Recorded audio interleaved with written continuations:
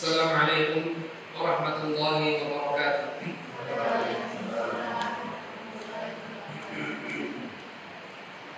Alhamdulillah rabbil alamin wal 'aqibatu lil muttaqin wala 'udwana illa 'alal zalimin. Wa asyhadu an la ilaha illallah wahdahu la syarika lah, ilahul awwalin wal akhirin. Wa asyhadu anna Muhammadan 'abduhu wa rasuluh arsalahu Allah rahmatan lil alamin. Sallallahu alaihi wa ala alihi wa sahbihi wa man tabi'ahum bi ihsanin ila yaumiddin. Allahumma 'allimna ma yanfa'una wanfa'na bima 'allamtana wa zidna 'ilman wa hudan wa tuqan ya rabbal alamin. Allahumma ati nufusana taqwaha wa zakkiha anta khairun man zakkaha anta waliyuha wa maulaha innaka 'ala kulli syai'in qadir.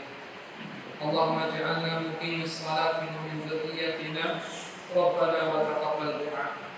Amma ba'du, ikhwatal iman wal akhawat, a'azani Allah wa iyyakum jami'an.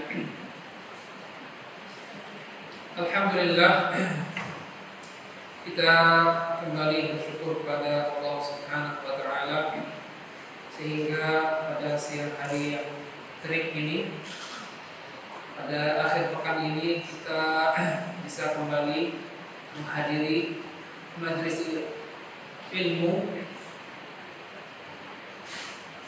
menghadiri majelis tafsir Al-Quran, tafsir juz amma. Semoga Allah Subhanahu wa taala memberkahi langkah kita. Semoga Allah Subhanahu wa taala memperbaiki niat kita, dan semoga Allah Subhanahu wa taala memberi kepada kita kekuatan, karena siang hari ini waktu yang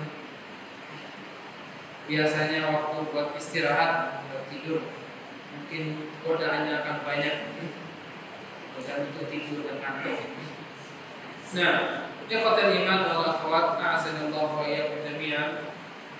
Pada pertemuan sebelumnya kita sudah sama-sama membaca dan mengkaji tafsir 5 ayat pertama dari surat Al-Alaq,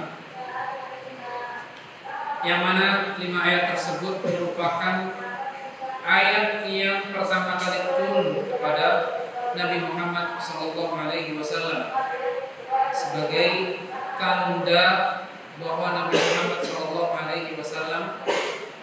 Allah angkat sebagai seorang nabi ketika turun wahyu tersebut melalui perantara malaikat Jibril alaihissalam. Kita juga sama-sama sudah mengetahui bagaimana proses wahyu itu sampai kepada Nabi Muhammad SAW. Bahwa proses itu bukan proses yang singkat sebentar, tetapi di sana ada tahapan-tahapan sebelum wahyu itu turun kepada Rasulullah SAW.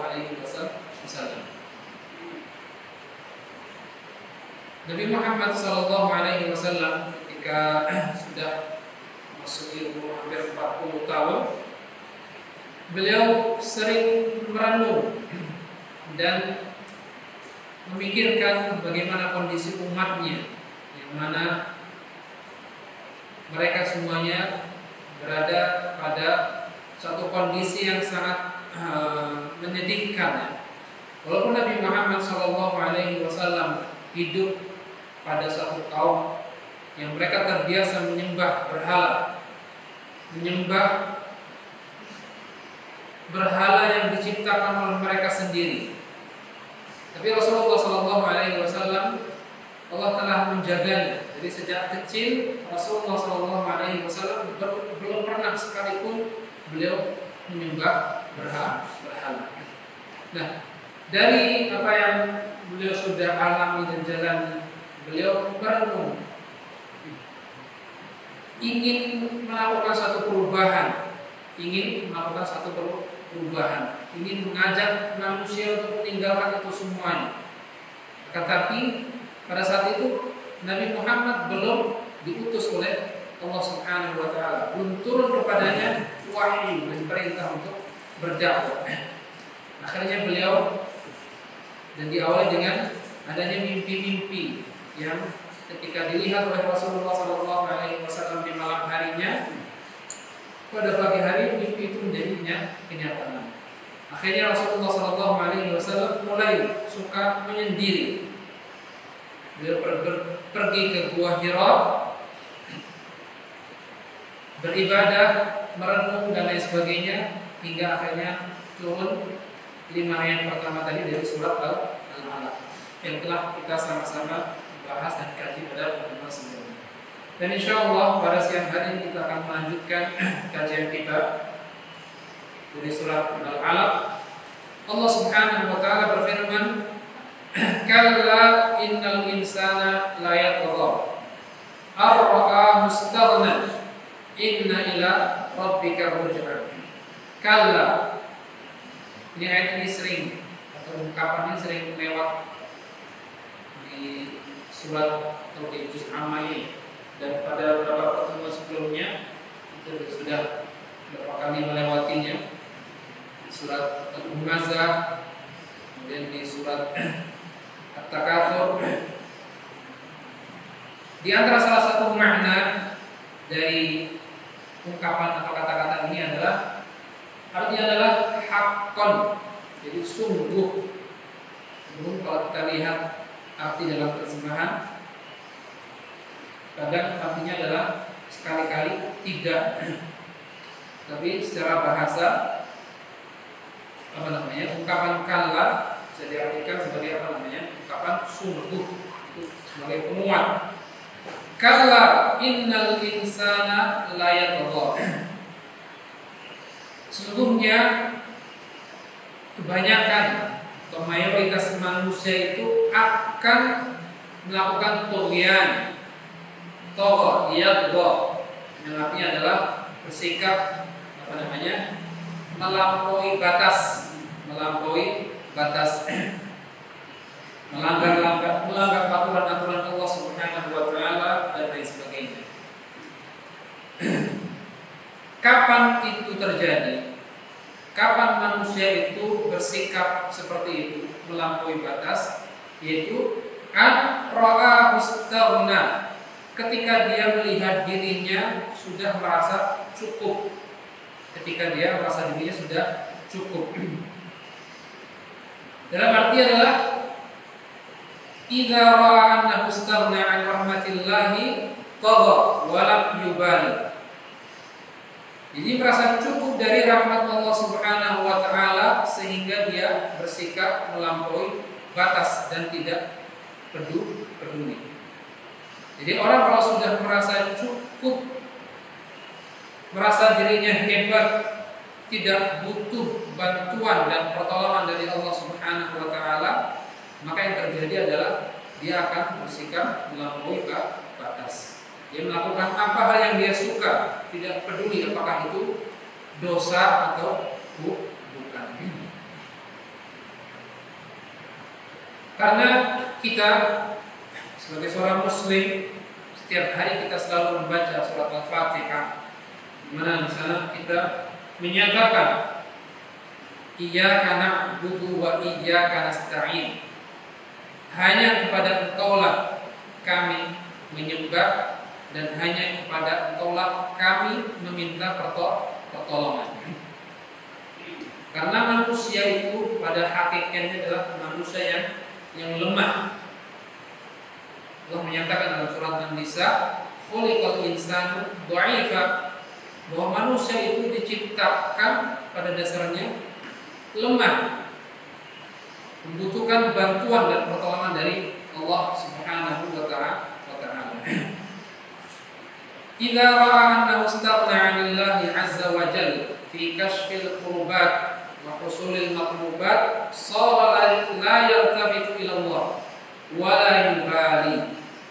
Ketika seseorang sudah merasa cukup dan tidak butuh kepada Allah Subhanahu wa taala dalam hal ingin mendapatkan apa yang mereka inginkan atau menghilangkan atau menjauhkan hal yang tidak dia ingini. Jadi segala sesuatu dia lakukan tanpa pertolongan dan tidak berdoa kepada Allah Subhanahu wa taala. Semuanya dilakukan dengan dirinya sendiri.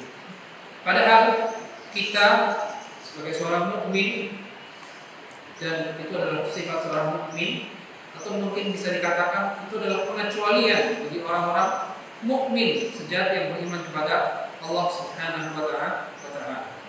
Dalam zikir pagi dan petang yang kita baca, kita berdoa sering mengatakan ya hayyu ya qayyum bi rahmatika astaghits aslih li sya'ni kullah wa la takilni ila nafsi tarfata ain. Ya hayyu ya qayyum, wahai yang maha hidup dan maha berdiri sendiri, bika astaghits, dengan aku meminta pertolongan dan bantuan. Aslih li sya'ni kullah, perbaikilah segala urusanku. Jadi kita tidak bisa mengurusi diri kita sendiri, memperbaiki diri kita sendiri tanpa bantuan dari Allah Subhanahu wa taala. Aslih li sya'ni kullah wa la takilni ila nafsi tarfata ain, dan jangan sekali-kali biarkan kami itu mengurusi diri sendiri tanpa bantuan dari Engkau, walaupun hanya sejenak. Jadi kita setiap pagi dan petang selalu mengatakan seperti ini, bahwa kita sudah menyatakan diri kita bahwa kita itu orang yang atau makhluk yang lemah dan butuh bantuan dan pertolongan dari Allah Subhanahu wa taala. Ya al-mu'min la yara annahu istaghna 'anillahi tarfata 'ain, karena seorang mukmin itu tidak pernah melihat atau berpendapat bahwa dirinya merasa cukup dari Allah Subhanahu wa taala, karena dia selalu butuh kepada Allah Subhanahu wa taala. Ya ayuhan nas antumul fuqara ila Allah wallahu huwal ghani. Wahai manusia, ketahuilah bahwa kalian itu adalah makhluk yang fakir dan butuh bantuan dari Allah Subhanahu wa taala dan pertolongan dari Nabi Musa alaihissalam ketika berseteru dengan seseorang dari anak buah Fir'aun sampai dia memukul dan akan mati, dia lari pergi dan dinasihatkan untuk pergi meninggalkan istana, karena banyak orang yang mengejar dia, ingin membunuhnya. Akhirnya dia melarikan diri, pergi dan sampai ke daerah negeri yang namanya Madian, tempatnya Nabi Syuaib. Nah, ketika berada di Madian, dia sebagai seorang pendatang, tidak tahu, tidak punya saudara kenalan di sana. Dia duduk dan satu kesempatan dia berdoa kepada Allah Subhanahu wa taala. Rabbi inni lima anzalta ilayya min khairin faqir. Dengan kehebatan beliau Nabi Musa yang dikatakan sekali memukul bisa sampai orang meninggal, tapi ketika berada di suatu tempat yang baru, beliau menyatakan bahwa dirinya fakir, butuh terhadap pertolongan dan bantuan dari Allah Subhanahu wa taala. Jadi ikhwatal iman wal akhwat, azanallahu wa iyyakum jami'an. Allah menggambarkan, menyatakan bahwa kebanyakan manusia secara tabiatnya, tabiat mereka adalah tughyan. Mereka suka melakukan sesuatu yang melampaui batas. Wa hadza ka qaulihi ta'ala, dan ini seperti yang Allah Subhanahu wa taala sampaikan dalam surat Al-Ahzab ketika Allah Subhanahu wa taala menyebutkan inna 'aradna al-amanata 'ala as-samawati wal ard fa abaina an yahmilnaha wa ashraqna minha wa hamalaha al-insan innahu kana zaluman jahula. Sebelum amanah ini ditawarkan kepada manusia, itu amanah untuk mengemban ibadah kepada Allah Subhanahu wa taala, Allah sempat menawarkan hal tersebut atau sempat menawarkan tersebut kepada makhluk-makhluk yang lain. Inna aradna al-amanata 'ala as-samawati wal ardh. Pada langit dan bumi kami tawarkan. Kemudian mereka fa'abaina an yahmilnaha. Mereka enggan, tidak mau menerima amanah tersebut karena saking beratnya. Wa ashfaqna minha, dan mereka khawatir tidak mampu bisa melaksanakannya, menunaikannya. Fahamalaha al-insan, kan, tapi manusia mau mengambil amanah tersebut. Innahu kana zaluman jahula. Jadi Allah Subhanahu wa taala di sini menyatakan bahwa manusia itu pada dasarnya lemah. Tadi ayat dari surat An-Nisa, kemudian ditambahkan di sini adalah zaluman. Adalah makhluk yang sangat zalim. Sangatnya zalim, lagi jahul, lagi jahil, tidak mengetahui. Ini adalah sikap dasar seorang manusia. Kemudian Allah Subhanahu wa taala melanjutkan dengan menyatakan inna ila rabbika ruj'a. Allah mewanti-wanti atau mengancam orang-orang yang tadi, orang yang merasa cukup dari rahmat Allah Subhanahu wa taala, merasa cukup dari pertolongan Allah Subhanahu wa taala. Allah mengingatkan dan mewanti-wanti orang yang melampaui batas dengan firman-Nya inna ila rabbika ruj'a. Sesungguhnya hanya kepada Allah Subhanahu wa taala tempat kembali. Jadi walaupun kau melakukan perbuatan namanya kezaliman, melampaui batas, sombong, merasa cukup dan lain sebagainya, ketahuilah bahwa semuanya akan kembali kepada Allah Subhanahu wa taala. Illa man tawalla wa kafar ayu'adzibuhu Allahu al-'adzab al-akbar. Inna ilaina iyabahum thumma inna 'alaina hisabahum. Orang-orang yang berpaling dan kafir pada Allah Subhanahu wa taala, maka Allah akan menyiksanya dengan siksaan yang berat, yang besar, yang paling besar. Inna ilaina iyabahum. Mereka semuanya akan kembali kepada kita. Thumma inna 'alaina hisabahum. Dan kitalah yang akan melakukan hisab terhadap mereka.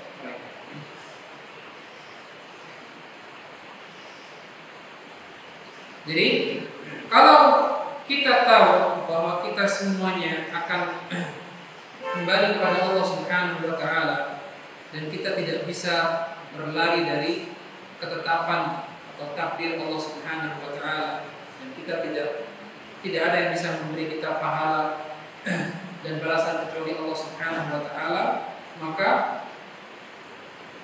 ini adalah suatu nasihat kepada kita sebagai seorang hamba, seorang mukmin, supaya kita tidak terjatuh dalam sikap tadi, sikap merasa cukup terhadap Allah Subhanahu wa taala, merasa mampu kita mendapatkan sesuatu sehingga kita lupa bahwa segala sesuatu itu hakikatnya adalah pemberian dari Allah Subhanahu wa taala.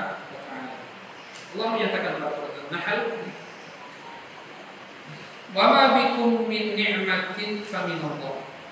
Nikmat apapun yang kita terima, apapun itu, rezeki baik berupa materi ataupun yang lainnya, kita tahu bahwa itu semuanya adalah sumbernya dari Allah Subhanahu wa taala, pemberian dari Allah Subhanahu wa taala. Bukan karena kehebatan kita, bukan karena kemampuan kita. Itu pun adalah urusan pekerjaan. Ada orang yang pintar mengoperasikan software misalkan Excel, atau pintar mengoperasikan kamera, membuat website dan sebagainya, mengolah Instagram dan lain sebagainya, mengajar supaya anak-anak. Kita harus yakin bahwa itu semua adalah karunia dan pemberian dari Allah Subhanahu wa taala, bukan karena kehebatan kita, bukan karena kehebatan kita. Jangan sampai kita seperti Qarun yang memiliki harta yang banyak, tapi dia menganggapnya bahwa itu adalah kehebatan dia. utang karunia dari Allah Subhanahu wa taala. Kita dalam salah satu zikir pagi kita membaca doa mengatakan Allahumma man asbaha bi min ni'matin wa bi ahadin min khalqika faminka wahdaka la syarika. Ya Allah, ya Rabb kami, nikmat apapun yang kami terima baik di pagi hari maupun di sore hari kepada diriku atau kepada orang lain selain diriku, itu semuanya adalah faminka wahdak, itu semuanya adalah darimu. Faminka wahdaka la syarika, tidak ada sekutu bagi Nah, dan ikhwatal iman wal akhwat azanallahu wa iyyakum jami'an. Di sini Syekh Muhammad bin Shalih Al-Utsaimin menyebutkan bahwa makna ar-ruj'ah kembali di sini tidak hanya dalam hal urusan yang bersifat kauni,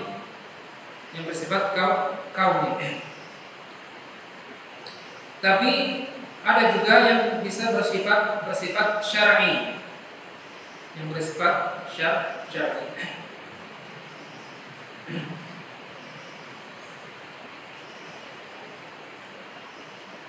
Dalil lain yang menyebutkan hal itu adalah firman Allah Subhanahu wa taala dalam surat An-Nisa ketika Allah memerintahkan orang-orang yang beriman, ya ayyuhalladzina amanu atiiullaha wa atiiur rasulah wa ulil amri minkum. Wahai orang yang beriman, taatlah kepada Allah Subhanahu wa taala dan taatlah kepada Rasulullah sallallahu alaihi wasallam dan juga taatlah kepada para pemimpin kalian. Pemimpin di sini ada dua macam pemimpin. Yang pertama adalah pemimpin yang mengurusi kita dalam hal yang bersifat duniawi, seperti misalkan presiden, bupati dan sebagainya, yang mengatur kehidupan manusia supaya teratur. Kita diperintahkan untuk taat kepada mereka, seperti aturan naik motor harus pakai helm, atau naik kendaraan tidak boleh ngebut, atau misalkan urusan lalu lintas dan lain sebagainya. Secara syariat itu tidak ada aturan seperti itu, tapi ada kaidah atau dalil yang menyebutkan bahwa kita harus taat kepada pemerintah ketika mereka memberikan aturan-aturan yang tujuannya adalah demi kemaslahatan bersama. Dan ada ulil amri juga dalam masalah agama, itu para ulama, itu mereka juga malah merupakan bagian dari ulil amr, itu pemimpin yang harus kita ikuti fatwa dan nasihat-nasihat mereka. Jadi, wahai orang-orang yang beriman, taatlah kepada Allah, kepada Rasulnya, dan juga kepada para pemimpin kalian. Fa in tanaza'tum fi syai'in, dan apabila kalian berselisih pendapat dalam satu hal, satu urusan, maka kembalikanlah itu kepada Allah dan Rasulnya. Itu bila kalian berselisih dalam masalah agama. Jika kita tidak tahu ini ada permasalahan yang muncul dan belum ada dalilnya, maka kita mengembalikan kepada Al-Quran dan As-Sunnah. Atau kalau dalam bahasa ilmu usulul fiqh, itu adalah bagian dari qiyas. Ketika ada satu permasalahan yang perlu disikapi dan tidak ada ayat atau Al-Quran yang spesifik menjelaskan hukum tersebut, maka para ulama melakukan apa yang namanya qiyas, melihat ayat-ayat atau perkara-perkara yang ilahnya, hukumnya berkaitan. Misalkan dalam hal misalkan narkoba, apa hukum narkoba? Dalam hadis, dalam Al-Quran, apabila kita membaca, tidak ada ayat yang menyebutkan secara spesifik hukum narkoba itu sendiri. Tapi para ulama akhirnya setelah melihat-lihat, menelaah hukum-hukum yang ada, melihat ada semacam kemiripan antara hukum satu hukum dengan hukum narkoba. Itu mirip dengan kasus apa namanya khamr atau minuman keras. Yang mana ilahnya, sebab kenapa khamr itu diharamkan, ilahnya adalah sebabnya karena dia apa namanya menghilangkan kesadaran seseorang, ketika dia mengkonsumsinya. Nah, narkoba seperti itu. Karena ada kesamaan ilah sebab, maka para ulama mengkiaskan hukum narkoba ini seperti hukumnya minuman keras, itu tidak boleh atau diharamkan. Nah, ini maksud dari ayat ini. Fa in tanaza'tum fi syai'in farudduhu ila Allah wa Rasul. Ketika kalian berselisih dalam suatu permasalahan, maka tetap kembalikan semuanya kepada Allah Subhanahu wa taala dan juga Rasul-Nya. Ya, kembali kepada hukum-hukum atau ayat-ayat Al-Qur'an dan juga hadis Rasulullah SAW. Jadi dalam urusan yang bersifat kauni, semuanya akan kembali kepada Allah Subhanahu wa taala, dan dalam urusan syar'i juga kita mengembalikan semuanya kepada Allah Subhanahu wa taala.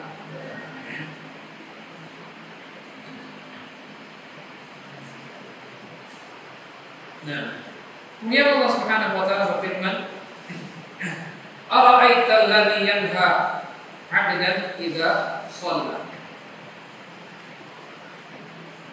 Akhbirni an hali hadzal rajul wa ta'ajjal min hali hadzal rajul alladzi yanha 'abdan idza shalla.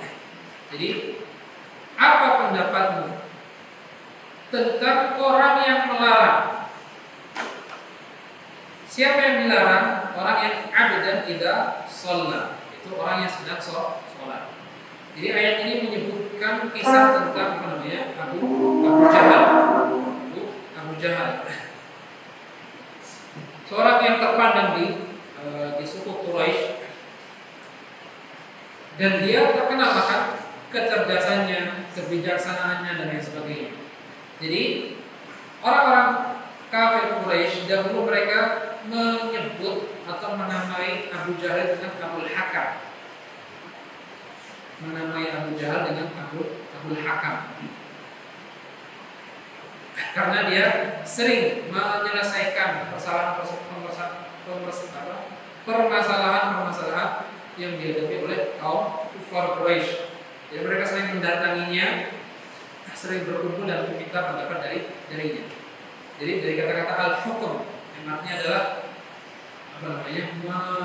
memberikan keputusan, al-hakim, seorang hakim yang memutuskan menyelesaikan permasalahan manusia.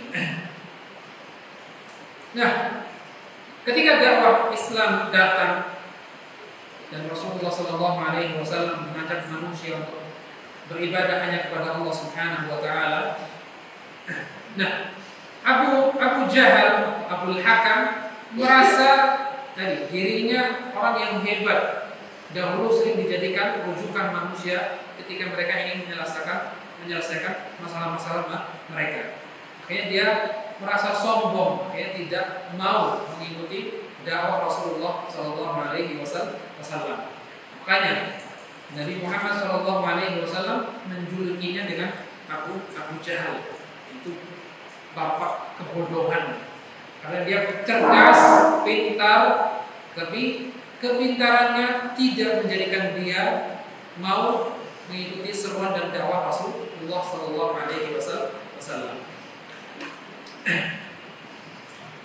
Kenapa Allah Subhanahu wa taala menyebutkan ayat ini menyinggung Abu Jahal? Ara'aital ladzi yanha 'abdan idza shalla. Tidakkah kau tahu, wahai Muhammad, seorang hamba yang melarang orang lain ketika dia sedang sholat. Jadi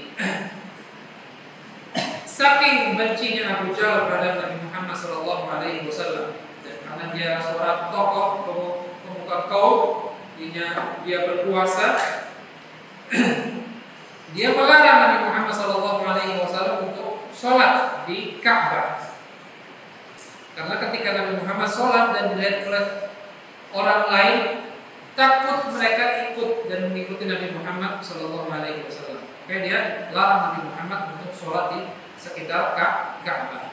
Nah, saking bencinya dia pernah bersumpah dan berjanji, kalau nanti aku lihat Nabi Muhammad sholat di Ka'bah, maka aku akan pasti mendatanginya dan akan ini.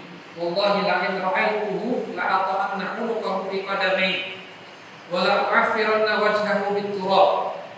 Kalau seandainya aku lihat lagi Muhammad sholat di Ka'bah, aku akan injak lehernya, tepuknya dengan kedua kakiku, dan aku akan lemparkan ke mukanya dengan tanah.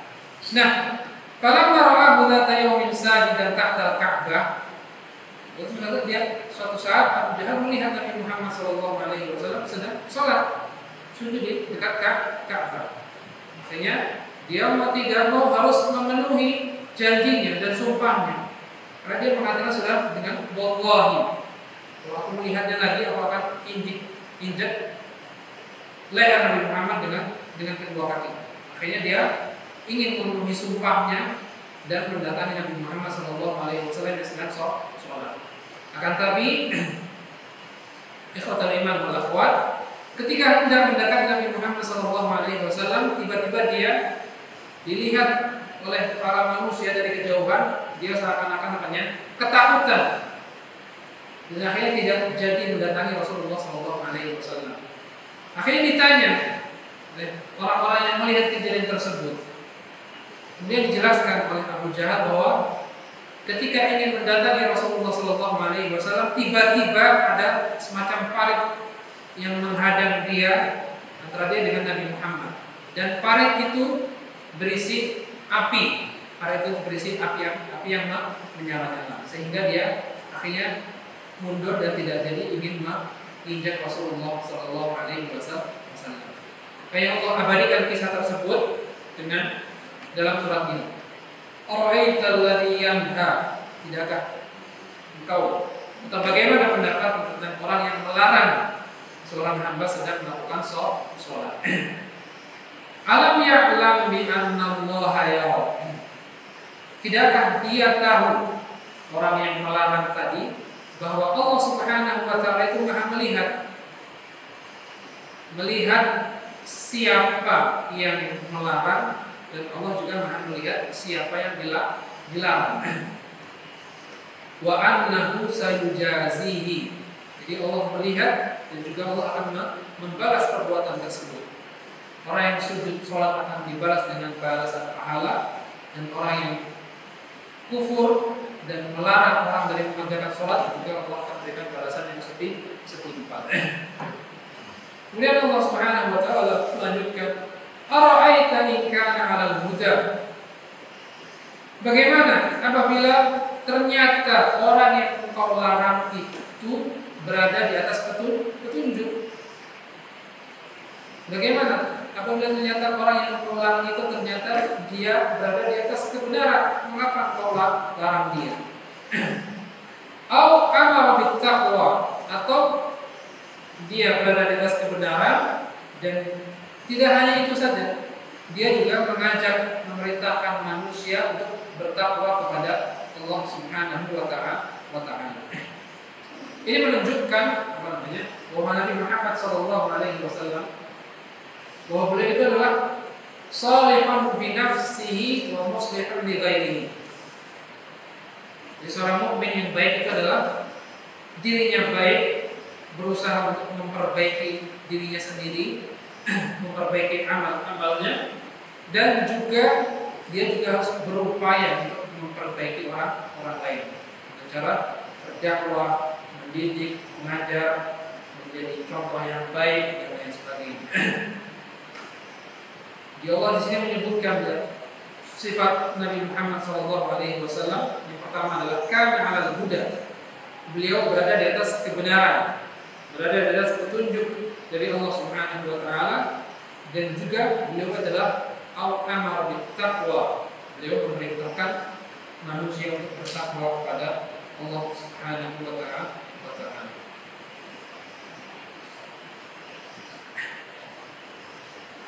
Jadi Allah di sini ingin memberikan teguran kepada Abu Jahal dan orang-orang yang semisal dengan beliau, Alam ya'lam bi anna Allah yara. Sudahkah dia tahu bahwa Allah Subhanahu wa taala itu Maha melihat. Dan tidak hanya sekedar melihat saja dan mengawasi saja, tapi juga Allah Subhanahu wa taala akan membalas setiap apa yang dilakukan oleh seorang hamba. Apapun amalan itu kecil, ringan, maka semuanya Allah Subhanahu wa taala akan mengetahui. Kita sampaikan juga dalam hadis ini, la tahqiranna saghiratan, atau apa namanya? La tahqiranna minal ma'ruf syai'an. Jangan sekali-kali seorang muslim meremehkan amal kebaikan walaupun itu sekecil apapun. Karena kita tidak tahu amalan mana yang ternyata bisa menyelamatkan diri kita dari api neraka dan memasukkan kita ke dalam surga. Begitu pula sebaliknya, dosa sekecil apapun sebagai seorang muslim kita tidak boleh pula meremehkannya. Tidak boleh kita meremehkannya, dosa-dosa kecil. La tahqiranna saghiratan inna jibala minal hasa. Di seorang penyair mengatakan ketika menggambarkan apa itu takwa, kemudian beliau di akhir menyebutkan la tahqiranna saghiratan inna jibala minal hasa. Janganlah engkau sekali-kali meremehkan dosa-dosa kecil, karena sesungguhnya gunung yang besar itu semula berawal dari kerikil-kerikil yang kecil. Jadi ikhwatul iman wal akhwat radhiyallahu anhum, karena kita sadar dan yakin Allah Subhanahu wa taala Maha melihat, sekecil apapun itu Allah Maha mengetahuinya, maka hendaklah kita tidak pernah meremehkan amal kebaikan sekecil apapun itu, walaupun hanya sekedar mengambilkan pena yang jatuh atau mengambilkan air minum, memberi air minum, menolong orang lain dan sebagainya. Dan jangan sekali-kali kita pula meremehkan dosa-dosa, walaupun itu dosa-dosa kecil. Karena Allah Subhanahu wa taala akan membalas itu semuanya. Seperti telah kita baca dalam beberapa pertemuan sebelumnya, surat Az-Zalzalah, "May ya'mal mithqala dzarratin khairan yarah." Siapa yang beramal kebaikan sekecil apapun, dia akan melihat balasannya, dan juga orang yang beramal keburukan sekecil apapun, dia akan mendapatkan balasannya. Nah, kemudian Allah Subhanahu wa taala melanjutkan kisah hamba tadi ya, seorang yang melarang hambanya melakukan sholat. Kalla la illam yantahi lanasfa'an bin nasiyah. Sungguh kalau dia tidak mau berhenti melakukan perbuatan tersebut, melarang orang dari melakukan kebaikan. Jadi ada satu ungkapan, kalau seandainya kita tidak bisa menjadikan diri kita menjadi baik, menjadi orang soleh, paling tidak kita jangan sampai menjadi penyebab orang itu jauh atau tidak menjadi baik. Jadi kalau kita mungkin berat diri kita untuk ingin menjadi orang yang soleh yang baik, tapi paling tidak jangan sampai kita menjadi penyebab orang itu jauh dari kebaikan dan kebenaran. Kalau lam yantahi, kalau seandainya dia tidak mau berhenti, maka niscaya akan kami tarik ubun-ubunnya, nasir. Dia mengancam kepada Abu Jahal dan orang-orang yang melakukan tindakan seperti yang dia lakukan. Kalau dia tidak mau berhenti seperti itu, maka Allah Subhanahu wa taala sudah berjanji akan menarik ubun-ubunnya. Bisa terjadi di dunia maupun juga di akhirat nanti. Karena kita lihat Abu Jahal nasibnya berakhir ketika perang Badar. Dia termasuk orang yang terbunuh di perang Badar. Kita tahu bahwa pada perang Badar tersebut orang-orang kafir Quraisy, walaupun mereka jumlahnya hampir 3 kali lipat dari jumlah kaum muslimin, kan mereka kalah pada pertempuran tersebut. Dan mereka semuanya yang wafat yang meninggal pada perang Badar, Rasulullah SAW kumpulkan jasad mereka, diseret, dikumpulkan dalam satu lubang. Jadi bisa terjadi di dunia ataupun juga nanti ketika di akhirat.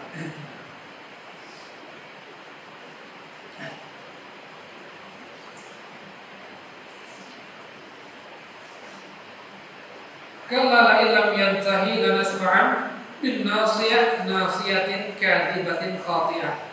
Itu Allah akan menarik ubun-ubun orang-orang yang berdosa atau yang dusta, lagi pula orang yang durhaka atau berdosa. Kenapa dikatakan berdusta? Karena la syakka anna min akbari ma yakunu kadiban ma yahsulu minal kuffar alladhi yad'una ma'allahi alihatan ukhra.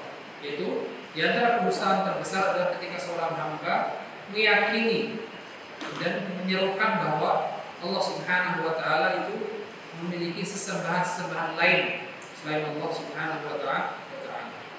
Jadi orang-orang kafir Quraisy mereka tidak murni menyembah hanya berhala saja. Jadi sebenarnya mereka itu menyembah Allah Subhanahu wa taala. Tetapi selain itu mereka juga menyembah selain Allah Subhanahu wa taala. Makanya ada sebagian di antara mereka ditanya, berapa Tuhan atau berhala yang kamu sembah? Mereka mengatakan, kalau di muka bumi itu banyak, tapi kalau di langit itu hanya satu.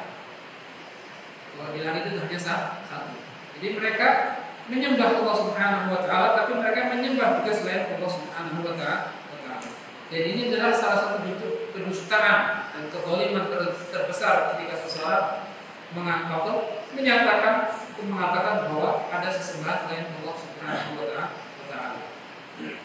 Wa man adlamu mimman iftara 'ala Allahi kadziban. Dan sebagainya. Nah, nasiyatin kadibatin khati'ah. Khati'ah itu orang yang berdosa, melakukan kesalahan atau dosa disebutkan dengan sengaja. Jadi dalam bahasa Arab ada perbedaan antara kata-kata khati dengan kata-kata mukhti. Walaupun sama-sama itu artinya adalah salah, melakukan kesalahan, tapi khati itu adalah orang yang melakukan dosa dan dia melakukan dengan sengaja, dan mukhti adalah orang yang melakukan dosa tanpa sengaja. Dan di sini saya menyebutkan contoh perbedaan dari dua kata tersebut ya. Pertama, kata-kata khati, orang yang dosa dengan sengaja, dalam surat Al-Haqqah, la ya'kuluhu illal khati'un. Ketika Allah menyebutkan semacam dari makanan ghislin, nanah dan lain sebagainya, yang mana itu akan dimakan oleh orang-orang yang khati'un, para pendosa. Kemudian ketika Allah menyebutkan orang-orang yang beriman dalam surat Al-Baqarah ayat terakhir, Rabbana la tu'akhidna in nasina aw akhtana. Wahai Rabb kami, janganlah Engkau hukumi kami apabila kami lupa atau tidak sengaja terjatuh dalam dosa. Jadi itu perbedaan dari kata-kata khati dengan akhta atau mukhti. Ini salah satu kelebihan bahasa Arab. Jadi bahasa yang hanya berubah satu huruf saja, tapi maknanya jadi berseberangan atau kebalikan. Nah, nasiyatin kadibatin khati'ah falyad'u nadiyah. Dan hendaklah dia memanggil memanggil nadiyah, itu kelompoknya atau golongannya. Karena kita tahu tadi bahwa Abu Jahal dahulu itu sering jadikan tempat rujukan para manusia. Jadi banyak orang yang sering mendatangi dia minta bantuan karena kehebatan dia. Dan orang-orang Arab dahulu mereka juga berbangga-bangga dan mereka berlomba-lomba ingin memiliki anak yang banyak, lebih anak laki-laki. Makanya kita tahu sejarah para sebagian sahabat, banyak di antara mereka ketika masuk Islam istrinya itu ada yang sampai 9. Istrinya ada yang sampai 9. Jadi Allah Subhanahu wa taala dengan dengan syariat poligami itu justru ingin menyelamatkan kaum wanita. Jadi yang sebelumnya ini di sebelah pada yes. Jadi justru Allah Subhanahu wa taala dengan syariat poligami dan menikahkan laki-laki sampai 4 itu ingin membatasi tadi yang sebelumnya orang-orang Arab dahulu mereka menikah sampai 9. Karena mereka berbangga ketika mereka punya banyak anak laki-laki yang biasanya ketika mereka berkumpul mereka akan dudukkan anak-anak laki tersebut di sekeliling mereka. Kita bisa lihat perbuatan tersebut Allah sebutkan dalam surat Al-Waqi'ah, Al-Muddathir, surat Al-Muddathir. Wa ja'altu lahu malan mamduda wa banina shuhuda, dan kami berikan ketika mensifati seorang tokoh kafir Quraisy, kita berikan dia harta yang banyak dan kita berikan pula dia banina syuhuda, anak laki-laki yang selalu hadir bersama dia. Nah, di sini Allah Subhanahu wa taala menantang Abu Jahal, fal yad'una dia, hendaklah dia memanggil golongannya, kelompoknya, orang-orang yang bisa menolong dia kalau memang itu bisa dan terjadi. Dan Allah Subhanahu wa taala membalas kalau dia ingin mendatangkan kelompoknya dan dan itu tidak mungkin terjadi ya. Jadi kata ini dalam bahasa Arab itu merupakan fi'il mudhari' yang didahului oleh lamul amr yang artinya adalah perintah. Tapi perintah di sini bukan perintah yang mungkin untuk dijalankan. Perintah di sini berarti adalah semacam tantangan tadi. Kalian munadiyah, dan itu tidak mungkin terjadi, tidak mungkin dia bisa mengambil dan mendapatkan golongan kelompok. Sebagaimana Allah Subhanahu wa taala mengatakan dalam surat Al-Baqarah di awal-awal, "Fa'tu bi suratin min mithlihi."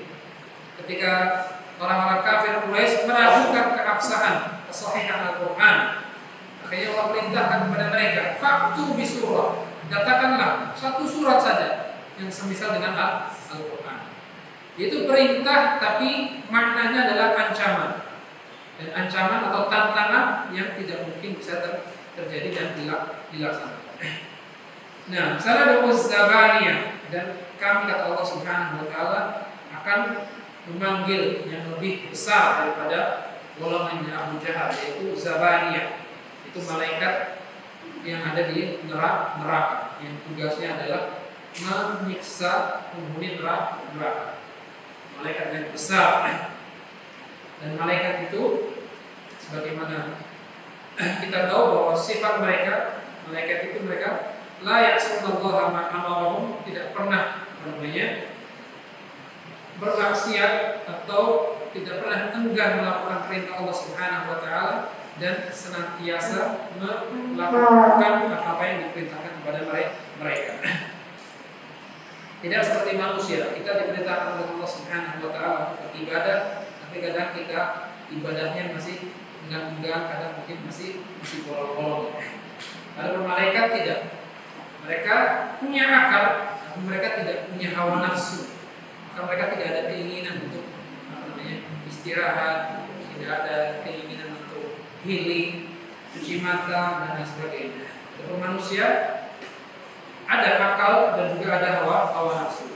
Sehingga bagaimana kita mengendalikan kedua hal tersebut. Nah, sana ada Zabaniyah. Jadi Zabaniyah adalah malaikat yang ada di neraka sana. Tugasnya adalah menyiksa manusia. Sana ada Zabaniyah.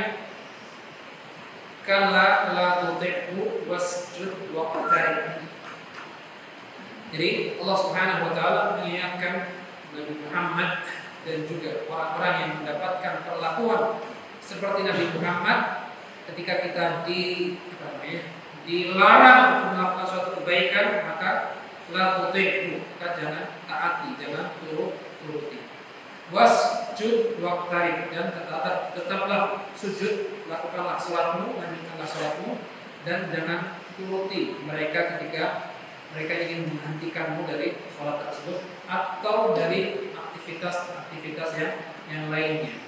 Jadi di sini Allah seakan-akan memberikan jaminan kepada kita bahwa Allah Subhanahu wa taala akan membela kita dan akan melindungi kita.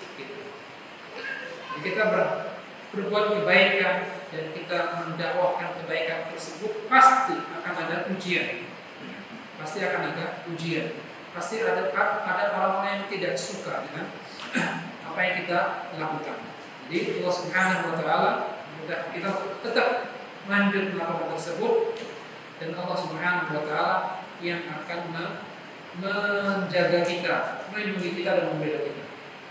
Tentu apabila itu kaitan dengan dakwah, kita bukan berarti kita sembrono dalam berdakwah, dalam mendidik. Tetap harus dibarengi dengan sikap hikmah, sikap kebijaksanaan. Harus bisa menempatkan sesuatu pada tempatnya, tidak asal dan sembarangan. Tetap dengan hikmah. Waman yu'tal hikmata faqad utiya khairan katsiran. Dan barang siapa Allah berikan kepadanya hikmah, kebijaksanaan, maka dia telah mendapatkan kebaikan yang baik. Wasjud waqtarib, dan dekatkan dirimu kepada Allah Subhanahu wa taala. Dan kita ketahui bahwa sujud, yang mana sujud itu merupakan bagian rangkaian dari sholat. Sujud itu merupakan aktivitas atau bagian sholat yang paling penting. Karena apa? Allah Subhanahu wa taala atau Rasulullah menyatakan aqrabu ma yakunul 'abdu min rabbih wa huwa sajid. Jadi tempat yang paling dekat antara seorang hamba dengan Allah Subhanahu wa taala itu adalah ketika dia sedang sujud. Tapi kita jangan sampai memahami ya bahwa Allah Subhanahu wa taala itu ada di bumi, ada di tempat kita salat, tidak. Karena Ahlus Sunnah wal Jamaah kita meyakini bahwa Allah Subhanahu wa taala itu bersemayam di atas arsy, di atas langit sana.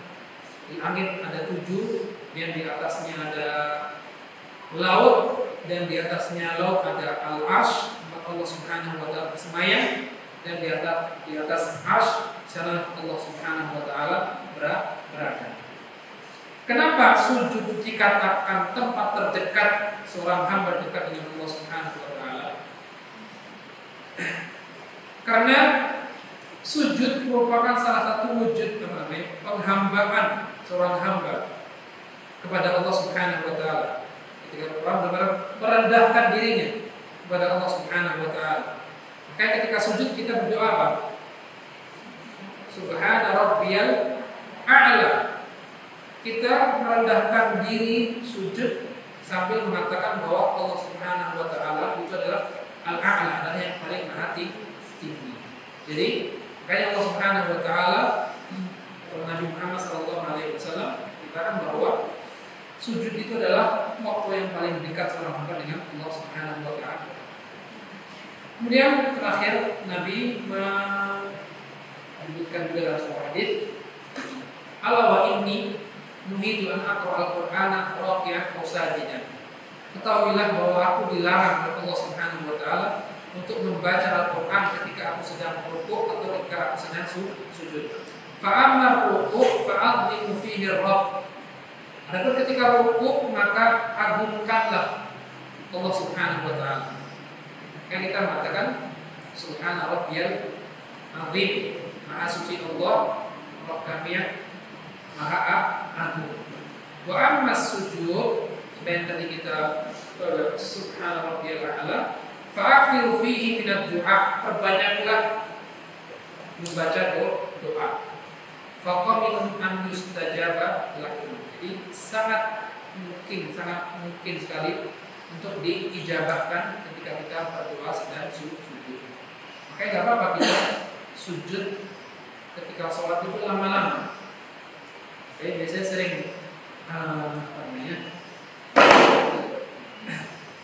orang banyak kita dapati jidatnya hitam ya, karena dia memperlama sujudnya, karena dia ingin memaksimalkan waktu sujud itu untuk berdoa. Dan Allah Ta'ala ala qaulillah ikhwatal iman,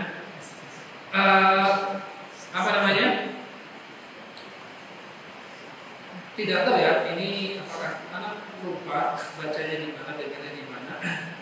Katanya ada sebuah penelitian, seorang ilmuwan melakukan penelitian. Salah satu manfaat sujud selain dari sisi rohani tadi ya. Jadi ada manfaat juga dari sisi jasmani. Dikatakan dalam penelitian tersebut, mungkin bisa dicari lagi nanti ya. Katanya dalam otak kita itu ada satu bagian yang tidak bisa dialiri darah kecuali seseorang itu sedang sujud. Jadi ada satu bagian yang tidak bisa teraliri darah kecuali seorang itu sedang sujud. Makanya para ulama dahulu ya, mereka sholatnya tidak ada yang bolong, kemudian ditambah lagi sholat-sholat yang lainnya dikerjakan juga, tahajud, duha dan sebagainya. Kita lihat mereka ternyata orang yang cerdas dan kuat hafalannya dan sebagainya. Mungkin salah satu manfaat yang bersifat duniawi atau jasmani terkait dengan sujud tadi. Nah, hadis surah azimah dan sebagainya. Nah, ini saja mungkin kajian kita pada siang hari ini. Maaf ya, agak sedikit lewat ya. Jadi itu ikhwatal iman wal akhwat menjelang waktu jami'an, kajian kita pada siang hari ini terkait ayat 6 dengan sampai ayat 19 ya. Ketika Allah menyatakan bahwa manusia itu secara dasar, secara fitrahnya adalah mereka itu ingin melakukan hal-hal yang bersifat melampaui batas, ya, melanggar aturan-aturan Allah Subhanahu wa taala. Tapi itu hanya bisa terjadi ketika seseorang merasa dirinya cukup, tidak butuh terhadap Allah Subhanahu wa taala. Dan kemudian Allah Subhanahu wa taala menyebutkan kisah Abu Lahab, Abu Jahal dengan kesombongannya ingin mencelakakan Nabi Muhammad SAW ketika Nabi Muhammad SAW sedang sholat. Dan intinya bahwa orang yang berbuat kebaikan itu insya Allah Subhanahu wa taala akan memberikan pertolongan kepadanya. Walaupun mungkin pertolongannya tidak dalam waktu dekat ya. Sebagaimana para sahabat dahulu sempat mengeluh kepada Rasulullah SAW. Akhirnya Allah memerintahkan kepada mereka untuk bersabar. Dan akhirnya betul, ketika para sahabat mau bersabar, akhirnya datang suatu masa di mana Allah Subhanahu wa taala memuliakan dan memunculkan agama Islam, sehingga tidak ada lagi di Jazirah Arab itu orang yang tidak menyembah melainkan hanya kepada Allah Subhanahu wa taala. Itu adalah buah dari kesabaran Rasulullah SAW dan juga para sahabat-sahabat. Itu pula nasihat buat kita semuanya dalam mendidik anak-anak kita, para santriwati. Kita jangan jangan berharap hasil yang kita tanam itu bisa langsung terlihat. Yang ada beberapa anak yang mungkin ketika kita sampaikan, ketika kita ajarkan, kita nasihati, tegur, mereka dengan mudah bisa menerima. Namun ada juga beberapa orang santriwati yang mungkin mungkin ya tadi mungkin hidayahnya belum sampai kepada dia. Tapi dengan mereka sudah berada di sini, itu adalah suatu kenikmatan, suatu karunia. Dan kita sebagai seorang pendidik tidak boleh kita bersabar, biasa mengingatkan mereka. Dan Allah sudah memerintahkan kepada kita, wa'mur ahlaka bis-sholati wastabir 'alaiha. Ini amalan yang paling utama yaitu sholat. Allah memerintahkan kepada kita untuk selalu mengajak keluarga kita untuk mengerjakan sholat. Wa'mur ahlaka bis-sholat wastabir 'alaiha, dan bersabarlah ketika kau mengajak keluarga. Barangkali sehari, 2 hari, sepekan, 2 pekan kita tidak mendapatkan hasilnya, tapi kita harus tetap melakukan kewajiban kita, yaitu mengajak dan mendidik mereka. Kalau kita lihat anak-anak sholat mungkin kadang ramai belum sholat atau antara adat dan sholat ramai dan sebagainya, ya harus kita tegur, kita ingatkan, dan jangan bosan-bosan kita menegur. Jangan merasa sudah menegur sekali, 2 kali, 3 kali, kemudian anak ini nggak bisa diatur, susah. Jangan. Allah memerintahkan kita untuk selalu memerintahkan, mengajak, dan disuruh kita untuk bersabar. Barangkali kesabaran kita itu, dengan kesabaran kita tersebut, suatu saat Allah akan membukakan hidayahnya.